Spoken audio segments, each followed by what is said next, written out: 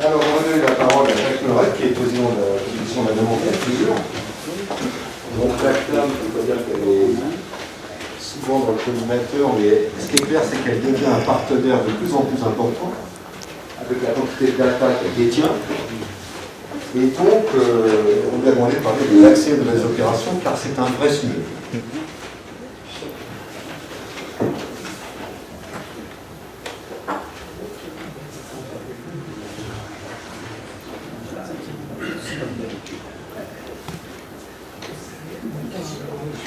Celui-là, c'est bon. Ouais. D'accord. Bien. Monsieur le Président, Messieurs les modérateurs, mes chers collègues, je suis particulièrement honoré d'avoir été invité dans votre assemblée pour vous parler un petit peu de cet accès aux nouvelles opérations, et je centrerai mon propos puisque je ne suis pas l'assurance maladie, je suis une courroie de transmission entre l'assurance maladie et les chirurgiens libéraux ou les chirurgiens hospitaliers publics. Donc c'est une position qui n'est pas toujours facile à tenir, mais qui est vraiment intéressante et qui montre la nécessité, comme tu viens de le souligner, de supprimer tous les cloisonnements et de travailler ensemble dans l'amélioration particulièrement nécessaire de notre système de soins. L'accès aux nouvelles opérations, donc je centrerai mon propos donc essentiellement sur les problèmes financiers et du remboursement des interventions, de la manière dont les chirurgiens publics ou privés peuvent être honorés par le travail de ces nouvelles générées par ces nouvelles interventions. Vous vous souvenez de la NGAP, donc la nomenclature générale des actes professionnels qui existe toujours, mais non pas pour les actes techniques. Et donc vous vous souvenez, donc François, ça va te faire sourire, donc prostate et vésicule séminale, hein, donc tu te souviens, prostatectomie pour adénome cassé 120. Et donc la nomenclature prostate et vésicule séminale, ça comportait 4 actes, alors qu'actuellement, dans la CCM, il y a 24 actes. Vous vous souvenez aussi, pour ceux qui faisaient de la chirurgie gynécologique, qu'il y avait intervention par voie haute, toute intervention portant sur l'appareil génital féminin, K80. Donc vous vous souvenez que la description des actes dans la NGAP, elle était vraiment très vague, ce qui n'était pas pour les chirurgiens, ce qui offrait parfois l'avantage de pouvoir réaliser une intervention et puis de s'arranger avec le médecin conseil pour la cotation en disant ben voilà, j'ai fait cette intervention, je pense coter comme ça, puis par assimilation, et le médecin conseil avait le droit de dire oui ou non, mais cette possibilité lui a été supprimée par la Caisse nationale. Et puis, la CCM a vu le jour, donc après de multiples travaux, une dizaine d'années, elle a vu le jour en 2005, et donc avec une description beaucoup plus précise. Et donc, je centrerai mon propos donc pour vous montrer le circuit d'inscription d'un acte nouveau. Le circuit d'inscription d'un acte nouveau, que cela concerne une intervention chirurgicale ou un acte technique médical, puisque la CCM, c'est des actes techniques, et on parlera du problème particulier des actes chirurgicaux. En préambule, je voudrais insister sur le fait qu'il faut toujours, pour qu'un acte soit inscrit à la liste des actes et prestations, je vous expliquerai un petit peu ce que ça signifie, il faut donc que l'HAS ait une position. La CNAM n'a pas le droit réglementairement d'inscrire un acte après sans évaluation par la haute autorité de santé qui détermine le service attendu et qui fait une évaluation économique. La haute autorité de santé, j'insiste là-dessus parce que c'est important, c'est pas toujours bien compris, la haute autorité de santé donne un avis sur le remboursement de l'acte. Elle ne donne pas un avis sur sa réalisation de l'acte. La HAS peut émettre un avis défavorable, ça ne vous empêche pas de réaliser cet acte qui, bien entendu, ne sera pas remboursé. Mais il n'est pas interdit. Réglementairement, donc il a bien été défini que la haute autorité de santé procède à l'évaluation périodique du service attendu de l'acte nouveau et donc elle fait l'évaluation économique puisque bien sûr, in fine, c'est l'assurance maladie qui prendra en charge et il est bien évident qu'elle voudra savoir un petit peu, particulièrement dans le contexte actuel, combien ça va coûter. Donc c'est depuis 1996 que donc les ordonnances de Juppé, 96, donc où cette procédure a été créée, donc qui subordonne la prise en charge des actes et prestations à leur inscription sur une liste. L'inscription peut être elle-même subordonnée au respect d'indications thérapeutiques ou diagnostiques, à l'état du patient, ainsi qu'à des conditions particulières de prescription. La hiérarchisation est établie dans le respect des règles et les conditions d'inscription, à ce moment-là, sont décidées par l'UNCAM.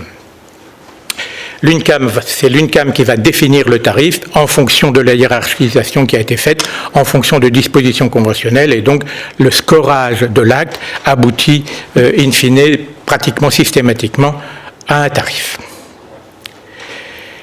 7 étapes sont nécessaires à l'inscription d'un acte. D'abord, l'évaluation économique. Je dirais ça, c'est pas le boulot de la Caisse nationale d'assurance maladie, c'est le boulot de la HAS. Ensuite, il y a une étape de description, une étape d'information, de consultation HAS ou UNCAM. Ça, c'est toutes les saisines sur le plan administratif, la décision de l'UNCAM, la transmission au ministère et la publication, finalement, au journal officiel. L'évaluation médico-économique de la Haute Autorité de Santé, je n'insiste pas parce que c'est tout le travail préalable. Hein, donc la HAS va étudier la bibliographie, tout ce qui est fait à l'étranger, etc.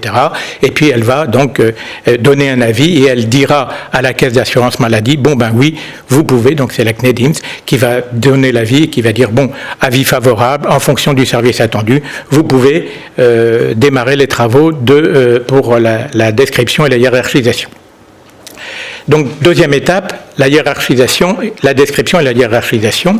Donc, cette étape de description de l'acte doit correspondre à des conventions internationales. Donc, c'est l'ATIH avec la CNAM et avec les sociétés savantes, en collaboration avec les experts de l'acte, qui aboutissent à un libellé qui est consensuel, et c'est ce libellé qui sera proposé à l'HAS.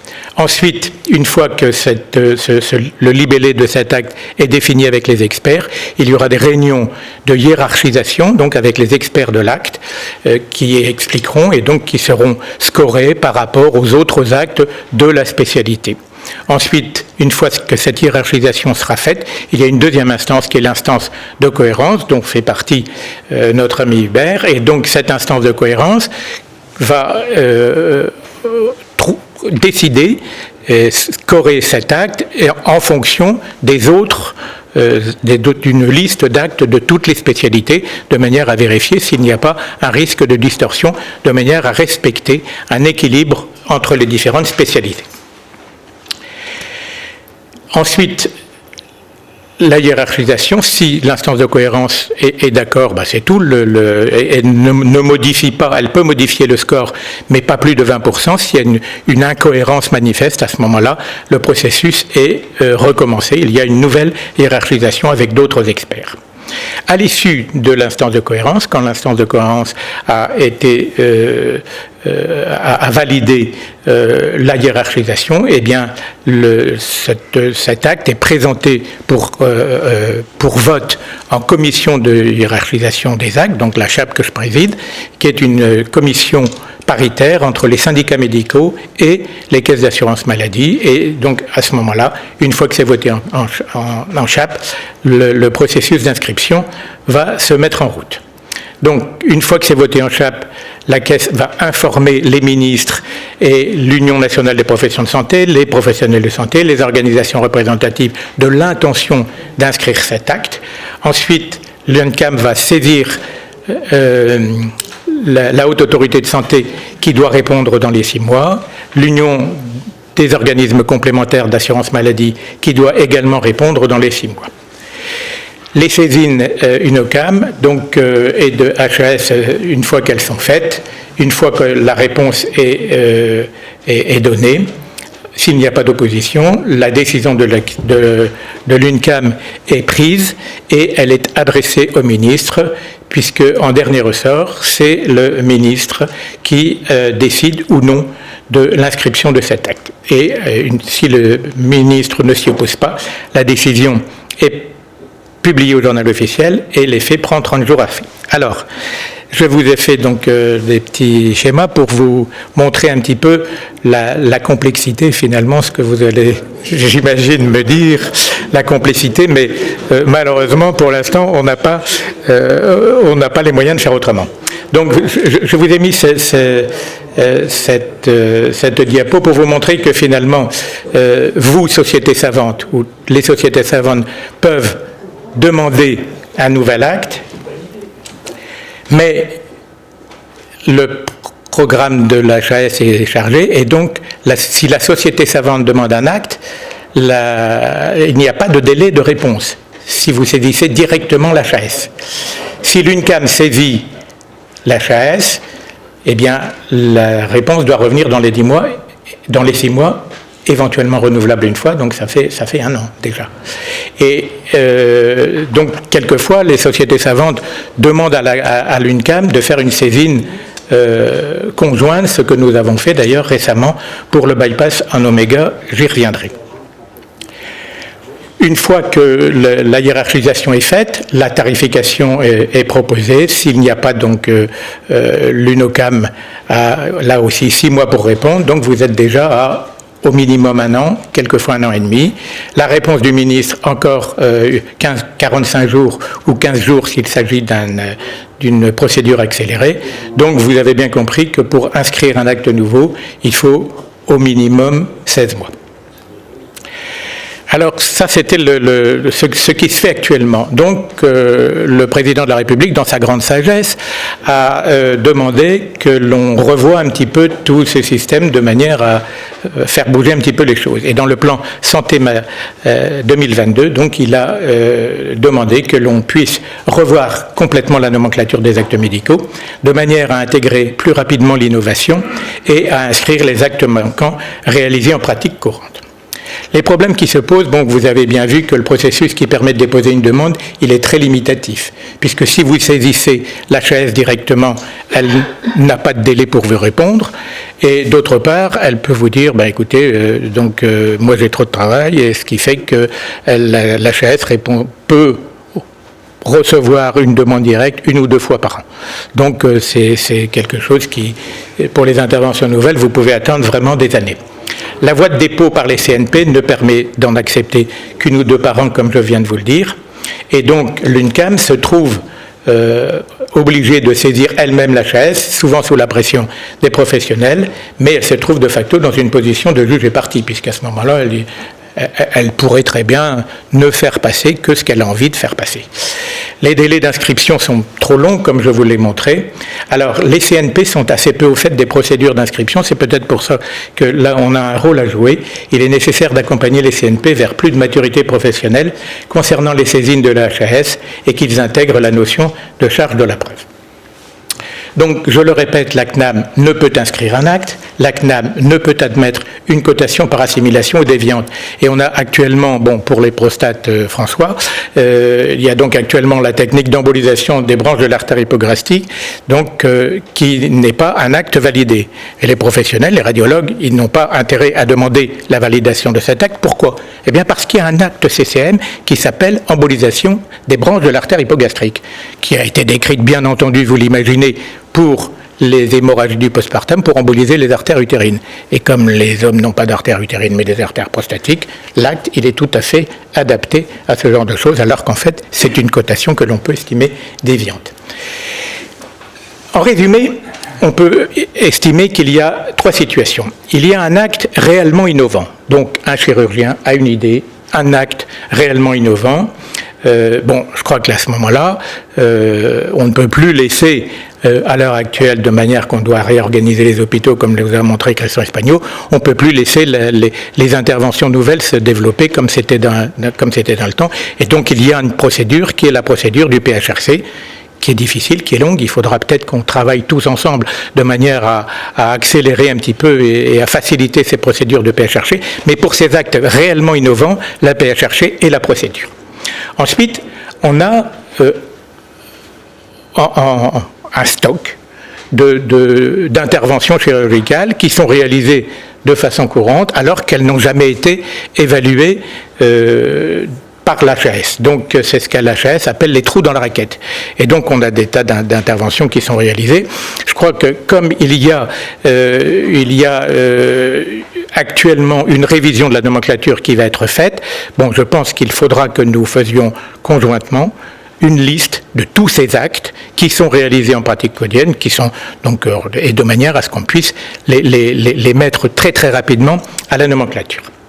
Ensuite, il y a une troisième situation, ce sont des actes qui sont rarement réalisés, qui ont été pourtant évalués par l'HAS, mais qui sont rarement évalués. Et donc, nous étudions, faute d'experts.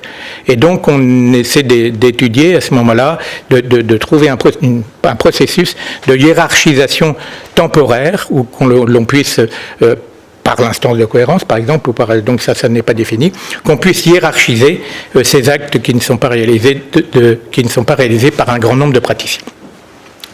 Moi, donc pour ces actes non évalués et pourtant largement pratiqués, donc je vous propose que de façon commune, Académie, CNP, CNAM, ATIH, on puisse recenser tous ces actes rapidement et que l'on puisse, dans le cadre de la nouvelle nomenclature, rapidement apurer ce stock et faire en sorte que ce stock ne se reconstitue pas. Ça sera, je pense, votre rôle. Donc, pour les actes évalués non hiérarchisés par manque d'experts, donc création d'une commission à définir, donc il faudra qu'on voit ça avec la CNAM, qui sera chargée de réaliser une hiérarchisation, j'ai presque fini, avant une évaluation, secondairement, une évaluation définitive, mais ça permettra à cet acte d'être réalisé par un plus grand nombre de praticiens, et donc à ce moment-là, on pourra arriver à une hiérarchisation. Je prends l'exemple du bypass oméga, qui est typiquement l'exemple de ce qu'on ne devrait plus voir. Le bypass en Y, l'inscription des libellés sur le bypass en Y a été réalisée en 2005. Il y a eu l'avis de la HAS en 2009, et puis en 2001, pourtant déjà en 2001, Rutledge avait décrit la technique du mini bypass, entre guillemets, bypass en oméga, qui a été introduit en France en 2010 et qui a été largement diffusé, sans aucune validation. Et puis il y a un PHRC qui a été demandé et qui a été réalisé à partir de 1974. 261 malades ont été inclus, ils ont été évalués, et l'avis HAS, il n'est pas encore tombé, je le connais, ça sera un avis défavorable. Et donc on se trouve dans la situation absolument paradoxale d'un acte qui a été largement diffusé, largement pratiqué avec conscience par différentes de nos collègues, et puis finalement, une fois qu'on a évalué cet acte par le PHRC, on arrive à un avis défavorable, qui sera défavorable, bon, je vous le dis confidentiellement, enfin, c'est plus très confidentiel. Et donc, si vous voulez, je crois qu'il faut à tout prix que l'on évite ce genre de situation qui est proprement ridicule, et vous imaginez toutes les conséquences médico-légales que ça pourrait avoir. Donc je vous propose donc un groupe, je propose à votre académie la réalisation d'un groupe de sages supraspécialistes non corporatistes, donc pour éviter les querelles entre les différents spécialistes, donc, et à l'académie de jouer un petit peu ce rôle fédérateur des CNP qui ne sont pas toujours au fait des procédures. Donc, détermination des actes fréquemment pratiqués mais non évalués, c'est qu'on ne devrait plus voir. Je crois que c'est un travail que nous pouvons mener conjointement. Anticiper l'innovation, c'est-à-dire que ça devrait passer par l'Académie de chirurgie, toutes les techniques nouvelles, avoir un avis de l'Académie de chirurgie et voir si ces techniques nouvelles peuvent faire l'objet d'un PHRC ou faire l'objet d'une poursuite d'investigation. Suppression et ou encadrement de certaines pratiques, puisqu'il y a encore des interventions qui sont pratiquées, qui sont devenues complètement obsolètes. Est-ce que l'Académie ne doit pas un jour prendre position sur ces interventions qui ne sont plus d'actualité? Aider à la détermination des actes devant bénéficier d'une hiérarchisation temporaire. Et enfin, dernier point, comme je ne sais plus qui l'a dit, c'est vrai que les bases de l'assurance maladie sont absolument considérables et fantastiques, et il est dommage, elles sont sous-utilisées. Je pense qu'à partir des bases de l'assurance maladie et des codages spécifiques que l'on peut faire, comme on vient de le faire pour la chirurgie robot assistée, eh bien, vous pourrez, vous, société savante, et vous, Académie de chirurgie, évaluer un petit peu ces techniques nouvelles, ce qui aurait dû être fait pour le bypass en oméga. On n'en serait pas là. Je vous remercie. Des points qui sont très importants. Et ce matin, j'ai eu un coup de téléphone de Bertrand Lucax, que vous devez connaître, qui est le référent dans ce problème dans notre spécialité, qui n'a pas pu venir, mais qui m'a quand même demandé de soulever quelques points particuliers. C'est justement le problème du codage, de marquer certains actes qui sont réalisés. Alors dans notre spécialité, c'est peut-être la prostatectomie robot assistée, et qui finalement, on n'a pas eu les moyens de coder, de tracer cet acte. Il s'en est fait des milliers et des milliers, et on a perdu toutes ces interventions qui peuvent servir d'évaluation. Donc l'idée, ce serait de pouvoir avoir un code marqueur pour ces nouvelles interventions, et puis ensuite d'avoir un code clarifiant avec la procédure que vous avez expliquée. Alors je vous réponds tout de suite, c'est déjà fait. Pour ce qui est de la chirurgie robot assistée, donc on avait eu une réunion donc avec votre prédécesseur et avec François et Philippe, et donc à l'issue de cette réunion, nous avons mis en place avec l'assurance maladie la liste des actes robots assistés qui sont maintenant codés.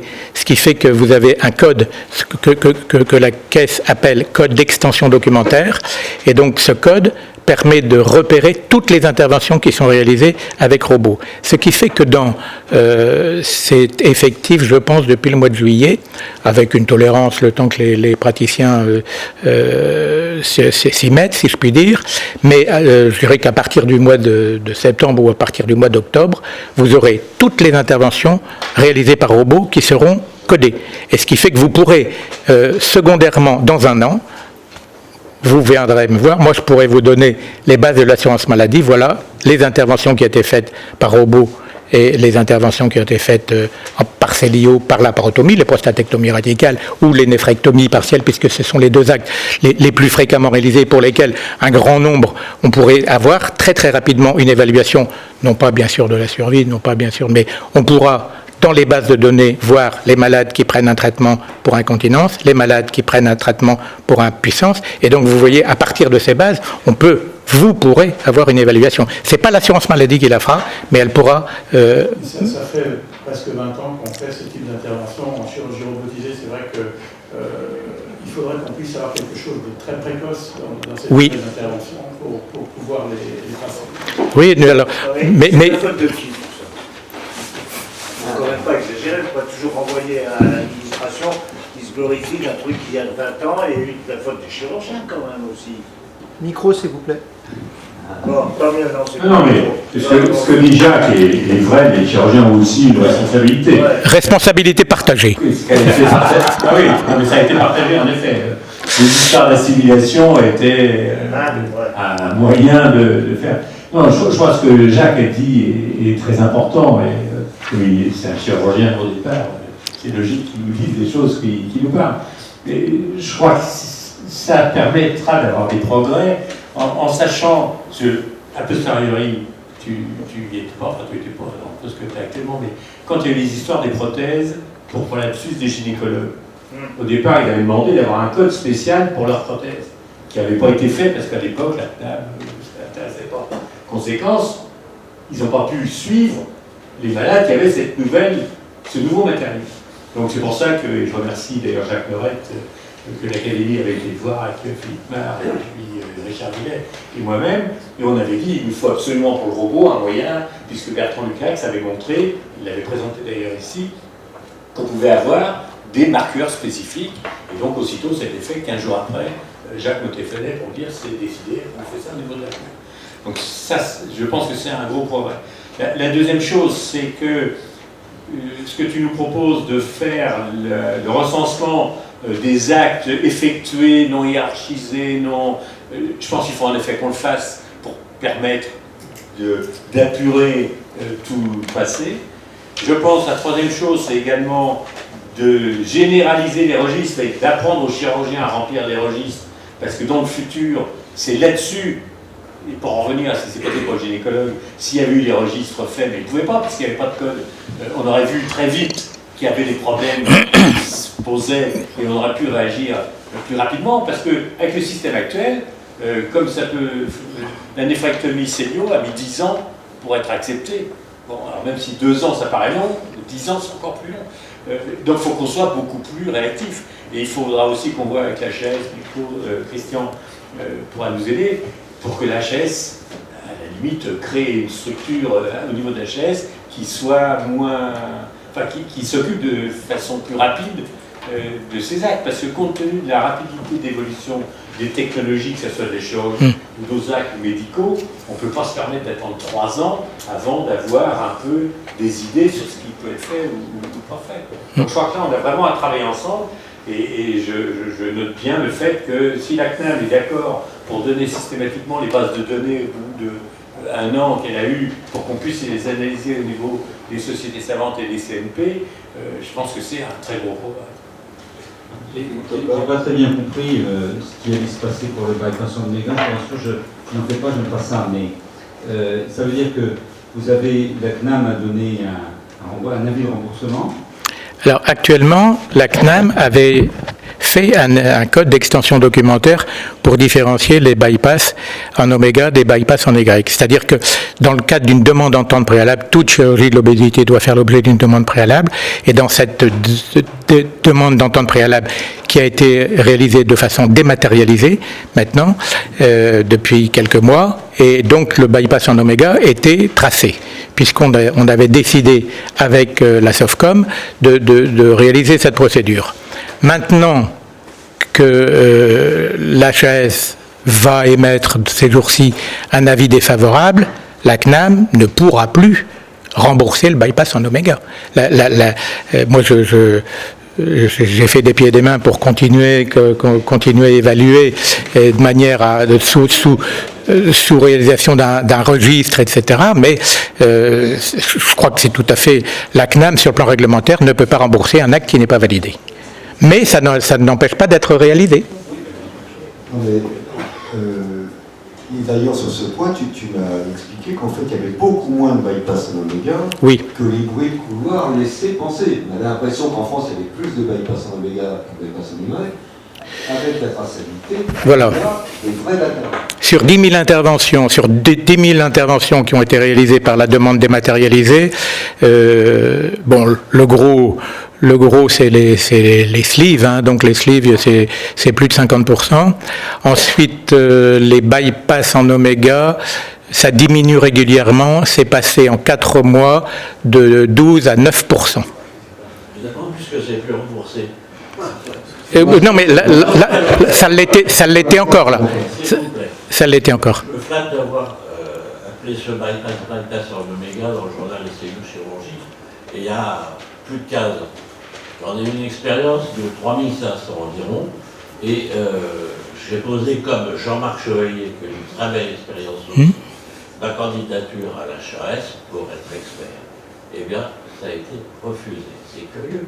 Alors j'aimerais savoir si les gens qui sont à l'HAS connaissent cette intervention qui prend un développement dans le monde que vous imaginez pas. Elle occupe 2 jours à l'IFSO à Madrid.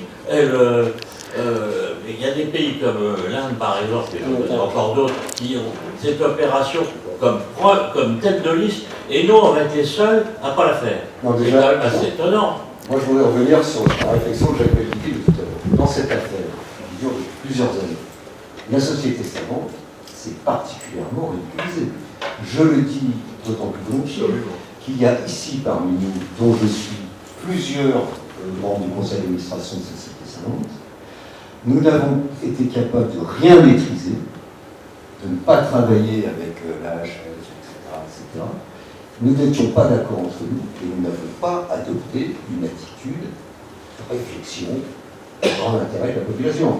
Et donc, lorsque Jacques de Guity dit que les chirurgiens ont une part de responsabilité, c'est clair. Après, bon, c'est toujours savant, ce sont des chirurgiens qui se dévouent pour les autres.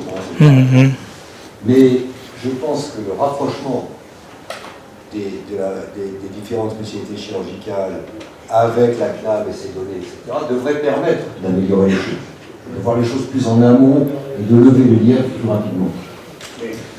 Deux points concernant la HAS. Alors, sur la désignation des experts, actuellement, très clairement, ce sont les CNP qui proposent une liste d'experts. Donc, si on souhaite être expert sur un dossier, il faut passer par le CNP.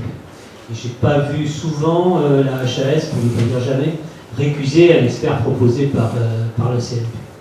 Deuxièmement, je voudrais insister et reprendre ce qu'a dit François, S'il y a un domaine où on est vraiment très mauvais, mis à part quelques exceptions dans la chirurgie cardiaque, c'est les registres.